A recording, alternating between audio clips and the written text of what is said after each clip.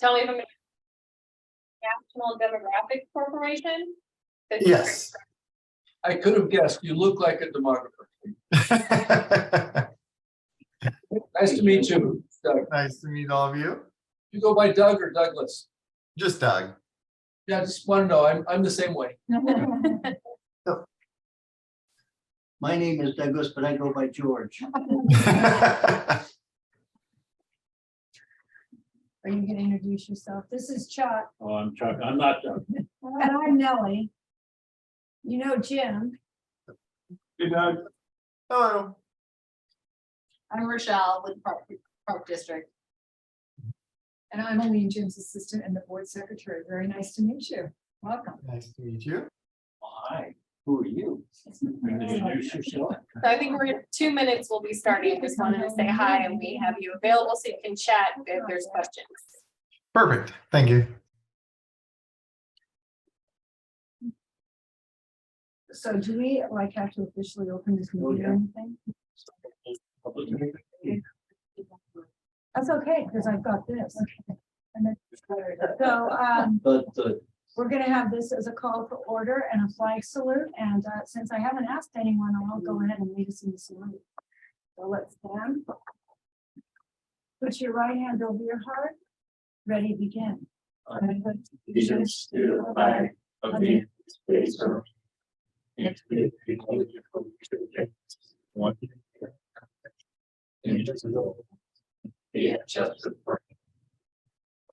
Roll call. Okay, Director Custworth, here. Director Holt. Director Lang. Here. Director Hupper. Yes. Director Nichols. Yes. So, is there anyone online from the public? She's. She's also. No. Yeah, Chris can be a panelist as well. But So not, there's no not comments. All right. And so we have a new item. We're going to talk about the resolution of intent to transition to by director division elections. So I'll turn this over to Mr. Frito. Yes, thank you, Chair Cutsworth and members of the board. I have the very limited responsibility tonight to just do some introductions and then pass it over to Melissa Smith, who's going to talk a little bit about what we're doing, and then we're going to rely heavily on our experts that we've retained. So my introductions are going to be, we have Doug Johnson from National Demographics Corporation. He's the president, and they represent a ton of public agencies, not just here in California, but all across the United States. He's been doing this a while. And the legal counsel that we've retained is Chris Skinnell. And, you know, Chris, I apologize. I don't use you guys enough to remember Merck's, what's the firm? Nielsen Merckxmer. Nielsen Merckxmer. So, and we're joined here by Chris, and he's an attorney that specializes in sort of election law in this area as well. So we've got some really talented people joining us here to have a conversation about the letter we received from attorney Kevin Shankman. So Melissa. sure. So just a quick note, it's commonly referred to as districting and redistricting because we're a district. That's super confusing. So we're using division. So it's 2 divisions instead of districting. So that makes more sense. The background that I know that you all are pretty familiar with, the district's currently in at-large elections. In recent years, multiple public agencies have been sued under the California Voting Rights Act. The plaintiffs allege that the at-large system for elections results in a difference in electoral choices preferred by voters of a protected class, and they typically demand transition to this by-division system. Because of all these lawsuits, in 2016, there was a law passed by the legislature to establish a safe harbor from this litigation for public agencies. This option caps the attorney fees that a plaintiff can recover if there is a change to by-division elections within a particular time frame. So as these lawsuits have been going on for a while through the state, weren't surprised that it's our turn on the list of whatever's going on. So when we got the letter on September 29th, we reached out to our awesome resources on the screen for you. and they provided basically three options for the district. A voluntary transition to, and they use that safe harbor option, going into litigation or doing nothing and waiting to see if litigation would come. The last two options, when attempted by other agencies, have been extraordinarily expensive. And even a do nothing option leaves us vulnerable to losing that option of the safe harbor option. And then the staff report, I go into some details about estimated cost. And I also link to the various Ventura County agencies that have made this decision and their very detailed analysis about how expensive it's been when they fought. So the recommendation is that from a financially prudent standpoint, it would be good to use the safe harbor option, but that's why we have them here to answer your more detailed questions. And I'm available for them, but they're probably better to answer. So are there any questions for our experts here? Yes. Mr. Nichols? Yes, thank you, Measure. Thank you, gentlemen, for being here with us. And I understand you both have been down this path before, so appreciate your time and expertise and experience. As Melissa was stating, obviously there are some financial considerations as whether you want to go down this path. But I'm just trying to think of, the practical or pragmatic, if someone were to come to this board and say, hey, have you folks ever considered of going by division? Thinking without the money behind it, what are the pros and cons to going through that from, what you've heard from those folks who have done this, whether it's the actually getting the representation as the Voters Act hopes to get, or just the day-to-day operations of, what's found to be valuable and what's found to be a little bit detrimental about that process. If you could maybe quickly explain that, I'd appreciate it. Sure. I think it really kind of depends on the district. Every district has its own culture and has its own sort of internal relationships. And so, not loud enough. We're turning you up. Okay. Right. So what I was saying is every district has its own culture. And so things that might be detrimental in some places are not necessarily detrimental in others. In terms of downsides, districts can, in some cases, be balkanizing. Everyone starts to focus on their own area.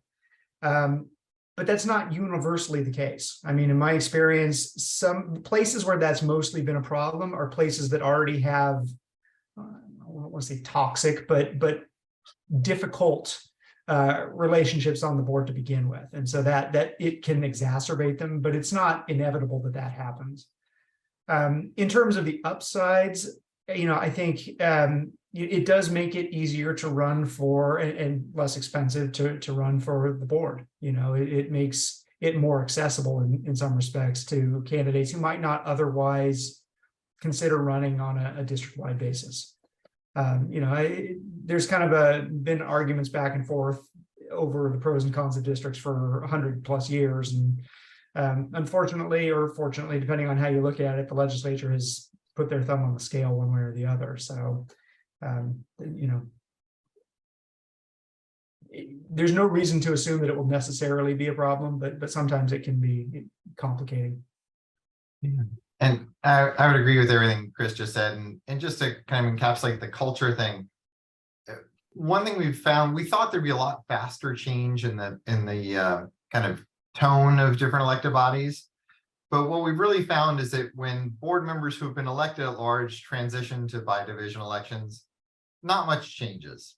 Because, even if people can no longer vote for you, you still know them, you're still going to take their calls and so on. It's only when you get a board that has never, where a majority of the members have never run at large, when the culture kind of is at risk of changing.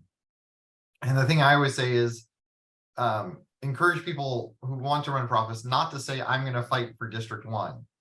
Because if you say, I'm going to fight for District 1, well, then the folks running for Districts 2, 3, 4, and 5 all have to say, I'm going to fight for us. And that's how you get that poisonous atmosphere. If you're going to fight for District 1, well, you're making it a 4-to-1 fight against you, and how much are you going to get passed? So that's a big part, is think of this as more just an election thing, not the thing to avoid is this is not making you into the county supervisors. the board members elected from each district will not have control and power over their district. It still takes a majority vote of the board to do anything. So it will still be, how do you get the board to work as one, not just convince your guy and that, or gal and that makes a decision. Thank you. I was just thinking that having just completed another campaign, a couple of us here, through that process, and hearing from some of our school board members who are already in the division process and kind of, hey, how'd it go for you? How'd it go for you? Kind of hearing some of that. But that was just strictly from the campaigning perspective. That's why I was thinking more from the operations perspective, you know, one set is that. So I find it interesting, your comment, Doug, about the culture of those who have gone through at large. And, you know, as we go through this, you know, 4 years later, when, you know, maybe those people on the board, whoever that happens to be, have never gone through at large, where that maybe that culture could change. Is that what you're saying, that maybe somewhere in the future there could be maybe that change as time goes on? I would say yes, there can be. It's not inevitable. I've worked with lots and lots, especially special districts in particular, I would say, where that never really becomes a thing. You know, it just over time continues to be collegial. And so there's no reason to assume that that's going to be the case, but it's a possibility. And one thing that I found that neither one of you said, but what I've heard from our other districts in rural parts of the state is, we can't get 5 people to run for office now. We're running at a deficit. You know, we only have 3 board members. We only have 4 members. It's like, that would kill us if we had to go through that process. Obviously, we have a larger community, not as large as some, where I think we probably won't end up with that scenario, but there are districts, and I guess that goes back to your point, Chris, you know, each district is a little bit different. Yeah. That might be a problem for some of those smaller districts. It absolutely is. And the size of your district is why I didn't mention that. Actually, it crossed my mind. But Doug and I have both done school districts, for example, in the Central Valley, where they each have like 100 voters per trustee area. Right. And so you're like, well, you got to talk somebody into agreeing to serve, and you only have 100 people who are eligible. That can be tough, you know. So that is in some places a problem. I think you're probably big enough that, you know, knock on wood, that won't be, but some places it has been. The other benefit I'll mention too, I forgot about this earlier, is it will make your elections cheaper for the district. The fees you pay to the county, you know, that's driven by how many registered voters are participating in the election. And now when 3 seats are up, you'll only have 60% of your voters, and when 2 seats are up, you'll only have 40% of your voters. So you will see a little bit of savings in elections where you don't put if you're not putting any kind of ballot measure on the ballot, your cost per election will go down for just the district's administrative fees from the county. That's true. Thank you. So yes, Director Lang. Yes, and I haven't discussed this with our general manager. The process of a board meeting, when you have different areas represented, do you only vote on items related to your specific area? No, and No. no. Go ahead, I'm sorry. No, I would just say, in terms of trying to retain the culture of looking at the entire district systemically, I've talked to other general managers and have gotten some good tips. And I do believe this board instinctively still looks at the system, but to protect future boards from becoming balkanized, we can build into our norms, guidelines, and standards sort of, you know, that ethic of looking out for the entire agency, that we have a system that just because one district has a $2 million skate park, that doesn't mean we get a $2 million skate park in every single all 5 districts or something. That some things that we do are going to be unique to that area, that kind of thing. And we just have to build that into our, you know, our norms, standards, and guidelines. So in our agenda packet, will there be a separation for each district? I mean, item number 5, let it be, or something like that, is or Doug's, and then we don't have to deal with that. No. I don't actually foresee any change in terms of how staff provides staff reports. As we will continue to think of us as a system in a district, I could foresee that in the future, some board member will say, well, how much have we spent on capital in Division 5 versus Division 1 versus that? I can see starting to happen, and we may have to have some financial reporting or whatever that has a, keeps tally of that. We do a pretty good job of that right now because the district is already split into the 6 planning zones. And I can tell you how much we spend in any planning zone right now, but it's just another way of keeping track of things. Now, from those agencies that have already done this, are there any indications of specific problems that this generates? And that there is a group of those who have had some problems start talking about another process and go through for the state to nullify this? I'm sorry. Yeah, so there's been constant talk of going to the state for changes, all of which has run into a huge brick wall. There's some small changes and process changes that have happened, but in terms of relieving the burden of the law, no, it's not. The law, there wouldn't be a time where people say, we've got to change this law. No, not where you get any share of the legislature to support you. Just to give you the horror story is at the time when the mayor of Rancho Cucamonga was president of the League of Cities, Rancho Cucamonga was sued by mistake under this law. They meant to sue Chino, but they were careless and sued the wrong city. And it was a total disaster. It ended up still costing Rancho Cucamonga hundreds of thousands of dollars, and they actually ended up going to districts. And even that debacle with the mayor being the president of the League of Cities, they couldn't even get a bill written, much less introduced or passed. So yeah, it's not going anywhere. The dynamic that you run into politically is no legislator wants to be voting to cut back on voting rights. Right. I mean, we all understand that it's more complicated than that, but that's the headline. Assembly person X votes against voting rights. And then so it's just there's never been any sort of any stomach for any significant change. And I don't see there being any in the foreseeable future. Yeah. To the point about the staff reports and the budgets and all that, the key thing to remember is that legally, these districts matter 1 day every 2 years. That's the only legal definition and impact they have. Everything else is the culture that Chris was talking about and how you operate yourselves as a board. So that is the idea of trying to, while you're still members who've been elected at large, looking into the future to establish that culture, is we're still representing and interested in the whole district, and to try to build that history so that it doesn't become that kind of split up. The horror story we've seen, there's one city where they went to districts long ago, and it did give in that case, a Latino unrepresented population representation on the council. But you don't have this, but cities have things that they have to approve that they don't want, strip clubs, liquor stores, trash facilities, cities have to give them somewhere in the city. So they agreed, let's dump them all in District X. And for 30 years, everything that they had to approve went into that district. And the other council members knew if they spoke up and helped that council member, well, then it would simply move to their district. So that's kind of the horror story. Now, thankfully, you don't, as a Rec and Parks district, you don't have those kinds of things. But that is kind of the example of, yes, everyone still votes on what impacts all districts, all divisions in your case. And hopefully you'll continue to do it from a benevolent and what's important for the good of all the district approach.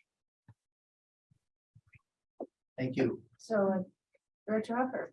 Yeah, we haven't heard very much either. We had a closed session a few weeks ago, meeting so far as to, and I guess Doug, this would be your area, how you go about deciding how you divide our district up into the 5 divisions. And the other question that occurred to me was, every 10 years, they go through each state goes through changing their various election areas based on the census. Yeah. Do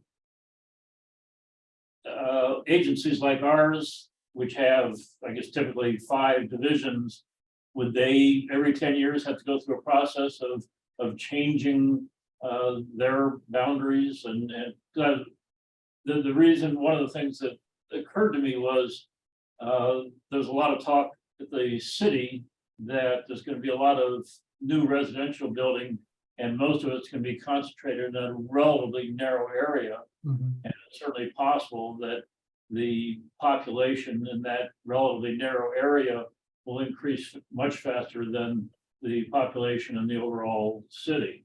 Right. Chris, do you want to address the criteria and the population? Yeah, I mean, so just to your second point, the answer is yes. Every 10 years following the census, you will have to rebalance the population to be roughly equal. It's not perfectly equal, but it's roughly equal. And to your sort of broader question, how do you go about doing this? For special districts, actually have a fair amount of discretion, unlike cities and counties, which are much more limited now. Special districts have to comply with the equal population requirements that we just talked about. They have to comply with the Federal Voting Rights Act, which in your case is not going to be difficult to do given your demographics. There's nothing to do under the California Voting Rights Act after you move to districts. It doesn't have anything to say about what the district's divisions look like, just that they exist. And so within those sort of outer parameters, which Doug and I will help you with, but again, those given your circumstances are going to be fairly easy. You have a lot of discretion within those boundaries to kind of come up with districts that just sort of make sense, right? From a representational perspective. And for example, Jim mentioned your 6 planning areas. Obviously it's 6 instead of 5, but that might be a sort of natural starting point to kind of sketch out areas, and then you make adjustments to even out the population from there. On the other hand, maybe you think that's a terrible idea, and you in your discretion and your wisdom can choose not to do that. But yeah, you have a lot of ability to really sort of consider any sort of rational, legitimate purpose in terms of just drawing districts that make sense from a good representation perspective. Yeah. And then sorry, Doug, just the one last thing. The one sort of upside of choosing to do this process voluntarily instead of waiting for litigation is that you're in control of it. Once it goes to court, if you move to districts, then there's always the possibility that the court gets involved, and then the plaintiffs have a say, and then you have a lot less discretion. If you do it now, you control the process and you control what the districts look like. And I was just going to add to what Chris is saying, so we can take into account where elected officials live. So we can try to make sure that each of you ends up in another seat, or at least if someone's announced that they're retiring and not going to run again, we usually don't worry about it. But it's perfectly legal, and we actually recommend it for special districts because it can be hard to get people to run. And to Chris's point about the planning areas, one of the things we often do with schools who have attendance areas is we'll draw one map that shows you kind of how it looks if we try to focus on those and have roughly 1 trustee per school. And then we do the exact opposite. Here we might say, let's take a map that kind of aligns with your planning areas as much as we can. And then one that says, let's have 3 board members touching every planning area. So that you have a mix, and it's kind of 2 different approaches, and you can give us direction early on, or you can wait and see the maps to decide which you like better. But it's, do you want future board members to kind of concentrate on their area, or do you want to kind of draw the line so it almost forces a majority of the board to say, I represent this area, and so they speak up for it.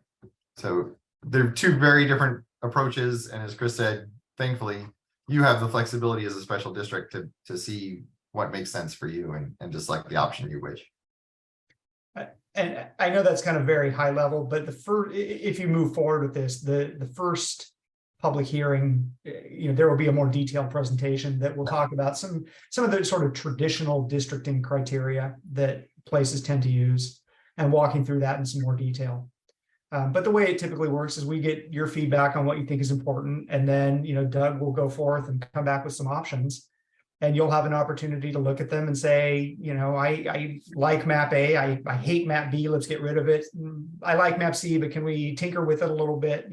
It's meant to be sort of an iterative process, so you can see options and adjust accordingly. Okay, any more questions?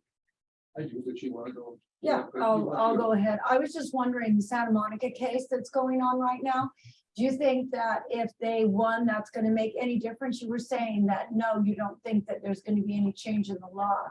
But if that went through and they didn't have to go to special districts, would it be possible for us in the future to say, well, based on that precedent, we're now going to go back to a general election if we don't like the districts? How from a legal standpoint?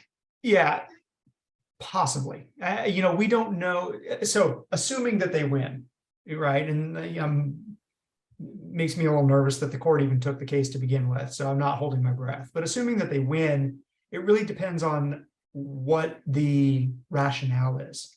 If they were to flat out adopt the rationale that the Court of Appeal adopted, then I think, given your demographics, yeah, that might be a viable option, right? Because the theory of the Court of Appeal was that the protected class population was so small that you couldn't really say that districts made a meaningful difference, right?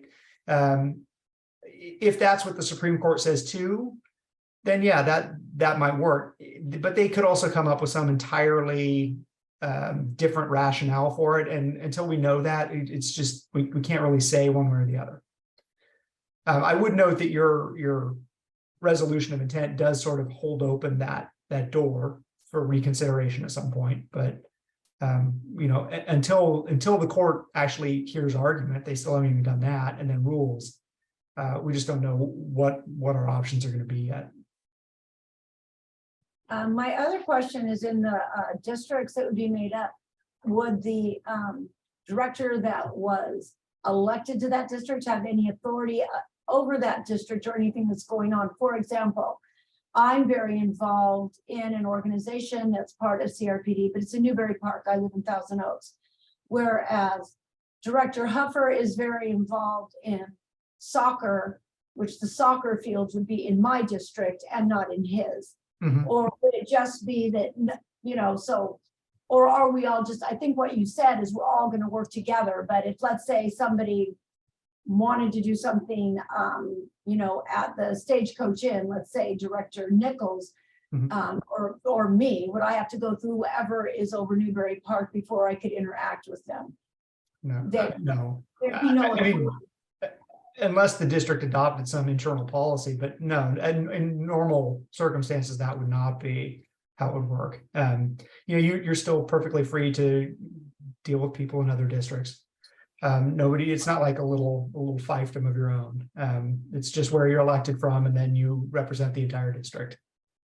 Okay, that's what I assumed, but I thought I'd bring that up. Also, you probably wouldn't know, Melissa, just off the cuff, but how much would we save in each election? I mean, is it like, $500 or $50,000 or? I feel like each election is about 50. The last one might have been smaller, maybe, but anyway. Yeah, I think our general election can run close to 60 to 100. Okay. So, divide that 40% into 60%. So a lot of times it'll depend on what else is on the ballot at that given time. So we pay like our proportionate share of the total cost of the ballot. So the more stuff that's on there, the less our overall cost of it is. Mhm. So there's some variability, but I'd say between 60 and 100 per election. So we'd save half that essentially. Mhm. And I was just having another question, for a district our size, does it, does it promote more people to run for election for, say, like they don't have to run against, 5 people, then we have to run against maybe 1? Do more people, enter the race, or do you know? It depends. I mean, I'll tell you, it kind of partly it depends on the type of jurisdiction. I think it encourages people to run more in city council, for example. Special district boards, that's not necessarily the case, because they tend to be a little bit less high profile. So, it's hard to predict. It just depends on the local community and who's interested, and it can vary over time even. Do Yeah, a lot. I was scanned to that it makes it a lot less expensive to run. So it takes that out, and mail becomes less important because it's easier to shake everyone's hand. And if a voter has shook your hand, they're probably going to ignore the mail. So it helps on that front. At the same time, it makes it personal. So you have, if the office holder in that district is running for re-election, then you have to run against that office holder. So it does make it easier, so that increases the number of people, but at the same time, it makes it a little more personal. So it does discourage people a little bit. People will say, well, I'll wait until the current office holder retires before I run, rather than jumping in when there's 3 or 2 seats open. So like Chris said, the end result is it varies. And you're unusual in that you're a larger special district that has relatively active elections. We have a lot of jurisdictions that, they beg people to take a vacant seat when they're at large, and districts are terrifying to them. Yes, George. Yes, what is kind of listening to the discussion and certain things, areas, what impact does this have on the Brown Act? And I see more interaction being required, like an example that Director Cusworth mentioned, one area, the Stagecoach Inn Museum and for the soccer and so forth. And in order to get more information about a particular, because we're all quote unquote still supposed to be involved as a whole for our district, what kind of impact does the Brown Act have on interaction between different directors in different areas?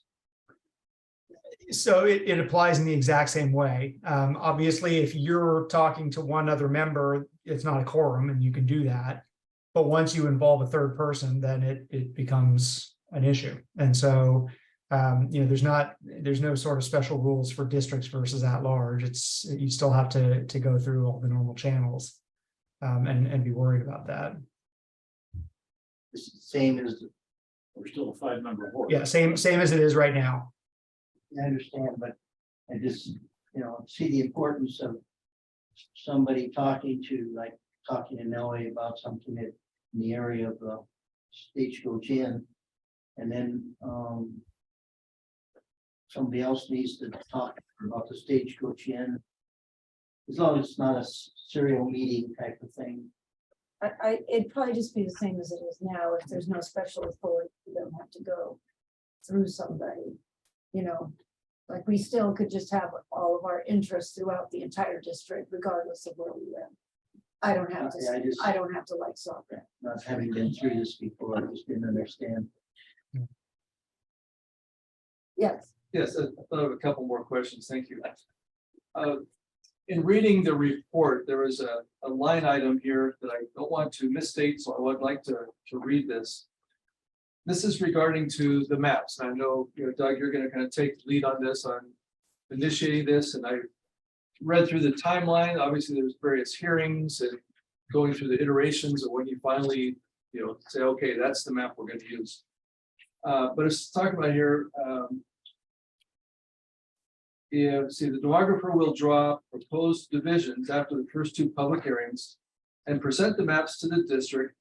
And this is my question, along with any legally adequate maps submitted by members of the public. So obviously, this does not have to be done by anybody we hire. Anyone in the public could draw their own map and present it. But I guess the qualifier is it has to be legally adequate. So can you tell me what represents a legally adequate map in this representation? It's the two factors Chris mentioned earlier about equal population. So there has to be an equal number of total people in each division according to the census, well, the adjusted census data. And then the Voting Rights Act, which Chris mentioned here, is not likely to rule out any maps. So it's that process, and we actually love it when the community gets involved and is engaged enough to submit maps and add them to the discussion. And then we process those for you and present them to you just like any map that we prepare for you. So, and but when the map comes in from the public, we do that analysis of what are the population numbers, and then Chris will weigh in on do they meet the legal requirements. And I certainly understand the population, you know, you got 100,000 people, you make sure you got 20,000 in 5 areas, and yeah, I mean, there's a little buffer there of a few percentage points for flexibility. But when it comes to the Voting Rights Act requirement for the representation, what are those numbers, percentages? How does that figure in? Either equal across all the districts, or one of them has to be special? How does that come into play? Yeah, so the way it works, so we're talking now about the Federal Voting Rights Act, because the State Voting Rights Act just cares about districts, doesn't care what they look like. So the Federal Voting Rights Act, the requirement under the act is that if you can draw a majority minority district, you may have to under the act. And there's some other things that you have to sort of look at and take into account to sort that out. But you have to be able to get to that 50% plus one. If you can't, you have no obligation to draw any particular district at all. So it really only becomes an issue where you have that ability to draw the majority minority district. Given your demographics, I think that's very, very unlikely. You know, I have kind of tinkered with it. In fact, you know, there are very, very few, even just individual census blocks that have a majority minority population. So that's what Doug was saying, is probably in your particular case, not likely to rule out any map or require any map. So with that being said, and also considering some of the processes that have, or I guess entities that have gone before us, if you go through that process, say, hey, we can't find a district that's going to comply with the federal act, that's no excuse for saying, oh, well, then we don't have to do it. You still have to do it regardless. Right, because it's not that you can't comply with the federal act, it's that you are complying. You know, that's under the federal act, you have met your obligations just by having the districts, and under the state act. So but you know, in theory, the inability to draw under the Santa Monica case, a district that's even remotely close to majority minority, in theory, that could be a defense. That's what the Court of Appeal held, but we don't know if that's going to hold up or not under the state act. And so it may be the case, depending on how they interpret it, that, depending on how they interpret it, CVRA may just boil down to everyone's going to have districts.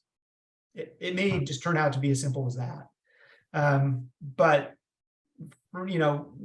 short of testing that in expensive litigation, the safest course, the safe harbor, is to go to divisions, even knowing that you can't necessarily draw that majority minority district.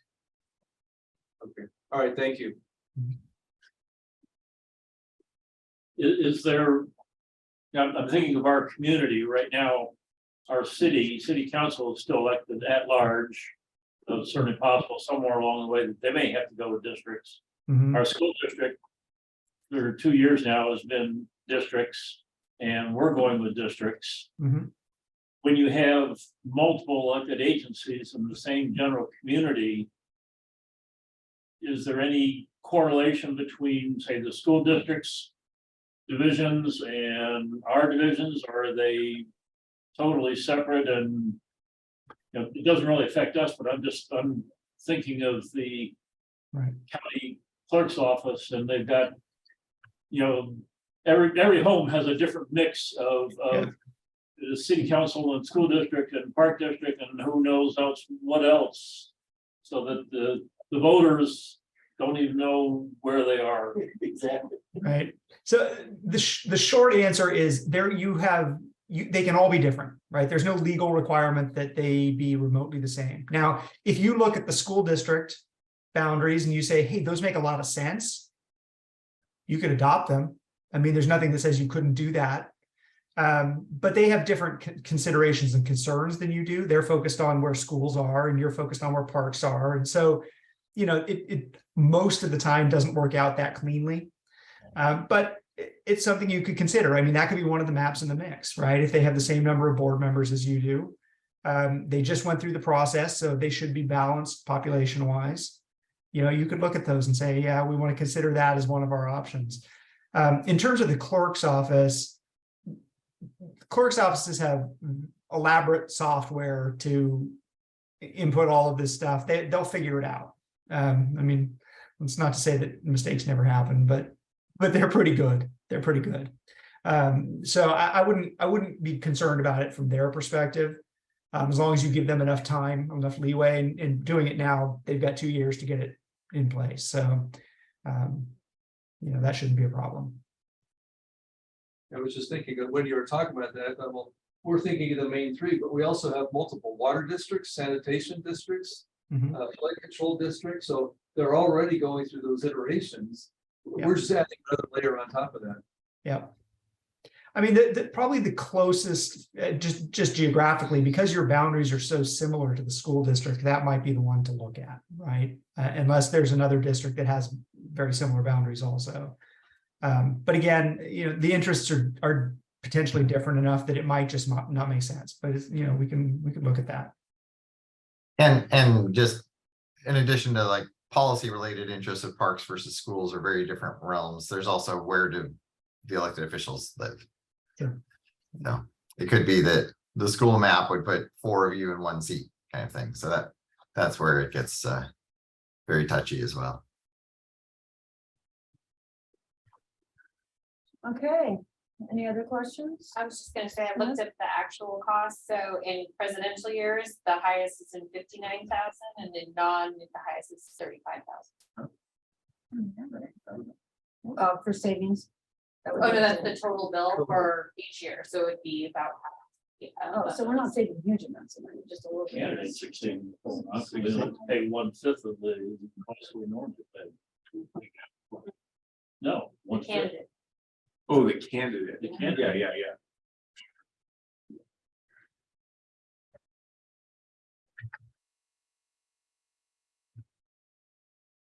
Okay. Are we ready to make a recommendation? No other question? If it ain't broke, don't fix it. Sorry, George. It'd be nice if we have that choice. And I think they should have allowed that to be part of the formula, but I'm just one person.